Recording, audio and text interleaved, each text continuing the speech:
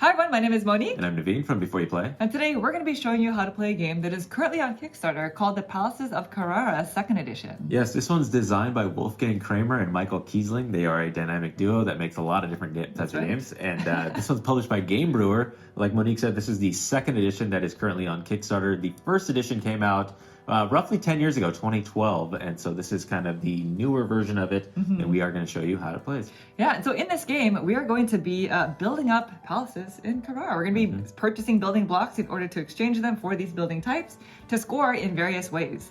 And so today we are going to show you how to play the 2nd edition rules with the 1st edition kind of prototype. And so we do want to mention that everything you see here today is going to be prototype, which means things are subject to change in the final copy. But if you would like to know more about the game as well as the ongoing campaign, we'll include a link to the Kickstarter down below. Now, before we get started, if you do like these kind of videos and you want to see more of these in the future, please consider subscribing. And with that, we are ready to begin. So if you please direct your attention to the center of the table, we are all set up here for a 2-player game of the Palaces of Carrara 2nd Edition. And so welcome to Carrara. Thank you. Just kind of give you the lay of the land. In the main board here, we have the 6 different cities where we are going to be building our building tiles, I suppose, and trying to score points for them. Over here, we have the starting offer of the building tiles that we're trying to build, as well as the wheel, the infamous wheel. Yes, the market. We're going to be referring to in order to purchase more of these building blocks. Over here, we have the Royal Court board that is home to our 6 different scoring markers, which we're going to be using to score different points in the game. And each player also has their own player board that's going to house our building tiles as well as our player screens, because we're going to be keeping our building blocks as well as our money a secret. That's right. So essentially what we're going to be doing in this game is we're going to be trying to acquire these different building blocks of different colors at the right price so that we can buy buildings or make buildings and then put those buildings strategically in different cities so that we can score the most amount of points. The game is played over several rounds, and whoever has the most points at the end of the game wins. Now, the game also comes with advanced rules, but today we're going to be showing just the base rule set so that you have an idea as to how to play the game. Now, like we were mentioning, over the course of the game, our goal is to build these building tiles onto our player board so that we can score points. But in order to do this, we have to first buy building blocks. And so at the start of the game, we start with 20 florins, which are the currency in the game, as well as 2 different colors of building blocks depending on your player turn order. So I'm going to be going first, so I have 2 purple blocks. And so over the course of the game, players are going to be taking turns, taking 1 action each until the end game trigger has been met. And so there are 4 different types of actions that you can take, and we're just going to go through each one of them, starting with buying building blocks. And so if you were to choose to buy blocks on your turn, you're going to refer to this wheel here on the board. At the start of the game, the wheel is going to be seated with 1 of each color of block. And so if you'll notice, the wheel has these different wedges that also correspond to this outer ring. And this outer ring dictates the price of the different colors of building blocks. And so if you'll notice at the start of the game, they are quite expensive, with the white building block costing 6 coins. Yes, it's the most expensive for each individual one in that wedge. And so when taking this action, before actually purchasing building blocks, you can optionally rotate the wheel 1 tick clockwise. And so this will change the price of the blocks that are on that wedge. It also changes the combination of colors that are available. And so if you don't see the color of block that you need to buy, that block is free. Now, if you do choose to rotate the wheel, before purchasing blocks, you must also fill the wheel with more building blocks. And so this is done by taking blocks out of the bag. You basically just have to fill enough so that the total amount on the wheel adds up to 11 blocks. So in this case, we need to add 5 to this wedge. That's right. So I'm going to go ahead and add these 5 right here. So now we have a lot of white and red. Looking Christmassy. Then you choose 1 section, and you can buy as many blocks as you'd like to from that section. And so since it's my turn, I would definitely be choosing this section to purchase blocks from. And I'm going to just go ahead and take this one for free, because free is free. And maybe I'll take the white, yellow, and blue for a grand total of 10 florins, which of course I will pay back to the bank. Any blocks that get to the very end of the wheel here, if you choose to rotate the wheel, just go right back to the most expensive section. Yeah, so it goes from least to most expensive real quick. And so now that I have blocks, the next type of action is building buildings. And so let's first take a look at the anatomy of a tile. When looking at a tile, you'll notice a few things. The first thing is a building tile comes in 2 different color backgrounds, and that determines the kind of landscape, which is one of the future scoring conditions. The orange ones are considered urban, while the green ones are considered rural. At the bottom, you'll also notice the name of the tile, and that's actually quite functional because that'll determine what type of building type it is when going into building scoring. The bottom right symbol is something that we're going to ignore for this version of the game. It is used in the advanced game, but the top right-hand corner shows the building value, and that's the amount of blocks that I need to turn in. That's essentially the cost of the building tile.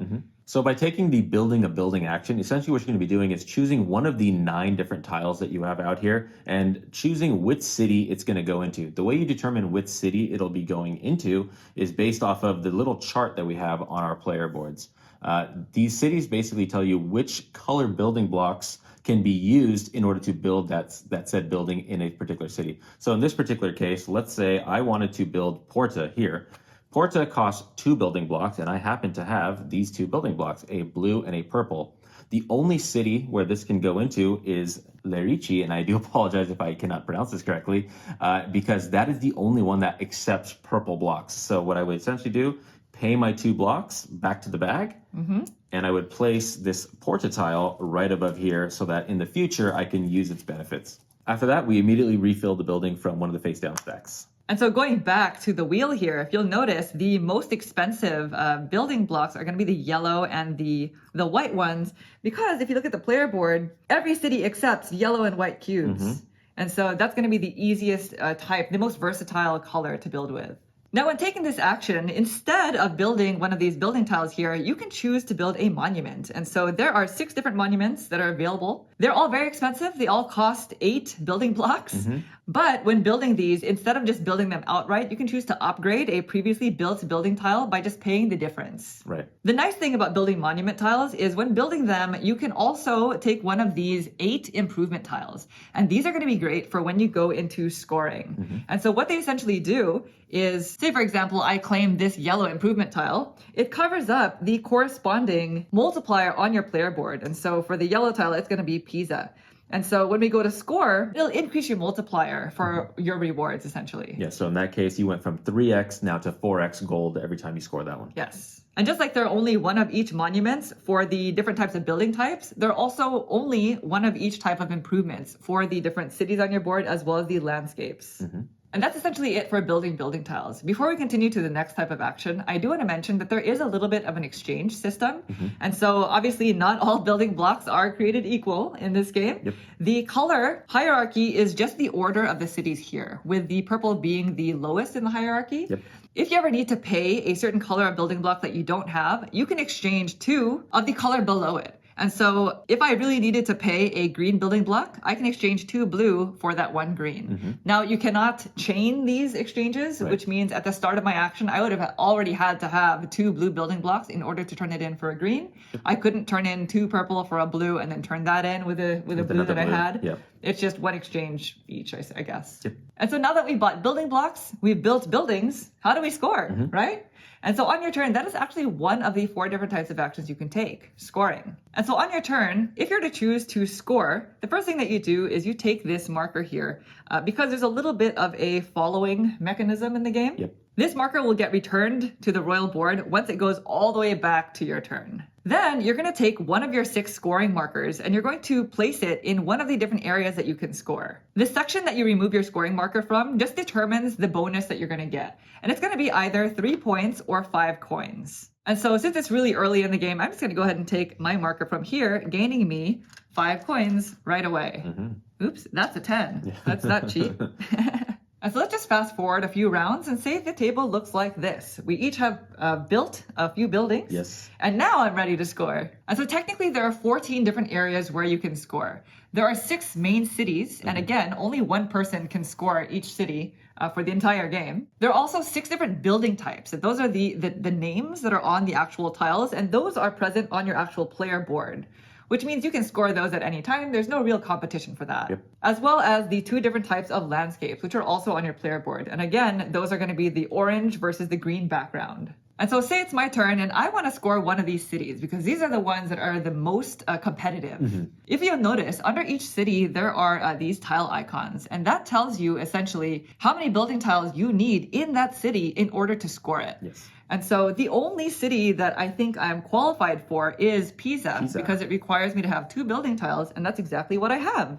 So I'm going to go ahead and put my scoring marker here in Pisa, and now nobody else is going to be allowed to score Pisa for the rest of the game. And then I add up the building values of all of my building tiles in Pisa and multiply that by whatever the multiplier is in that column. So right now I have a value 2 cathedral as well as a value 1 castello, which means it's 3 building value times 3 coins. I'm going to get 9 coins for scoring this. And so going back to earlier when we talked about the improvement tiles, that's why these are so great, because they increase that multiplier for you. And so if you look at the player boards, you'll notice that some cities get you coins and some cities get you points. So it really just depends on what you've been working towards. Now, if I didn't want to score any of the main cities, and instead I chose to score a building type, then instead of placing my scoring marker here, I would place it on my player board on the building type that I'd like to score. And so looking at my offering here, it looks like I have 2 cathedrals and 2 castellos. Now, say I wanted like a combination of coins and points, then maybe I'd like to score my castellos. So I'll go ahead and place my scoring marker right there on the castello section. And then I would score all the castellos on my player board, multiplying their building value by whatever the multiplier is below their column, which means I can be scoring for multiple cities on my player board. And so in this example, it looks like I'm going to get 3 coins because I have that 1 building tile value castello. So 1x times 3. As well as 4 points because of this 2 building tile value multiplied by the 2-point multiplier in Luca. So you'd get 4 points and you would take 3 coins. Exactly. And that's essentially how scoring works for all the different 6 building types. Landscapes can also be scored the same way at a multiplier of 1 point for rural tiles and 1 coin for urban tiles. And that's essentially how scoring works. Now, we did mention taking this token, right? And so the reason why you take this is because once my turn ends, the next player also has the opportunity to score. But if they choose to score, they have to take their scoring marker from the section where I took mine from. Yes. So I'm essentially pigeonholing all of my opponents into taking the same bonus that I took. If on Naveen's turn he chooses not to score, that's fine. The only thing is he would now remove his scoring marker from that section and place it into this big empty area here, which means he is forfeiting this bonus for the rest of the game. Yep. He can still score using the scoring marker, but he just won't receive a bonus. And then once it gets all the way back to my turn, then I would just return this marker to the top of the royal board here so that somebody else can take it in the future. And of course, there was 4 actions. The last type is passing for 2 florins. Yes, and so that is a nice way to gain some extra money if you need to buy additional building blocks, right?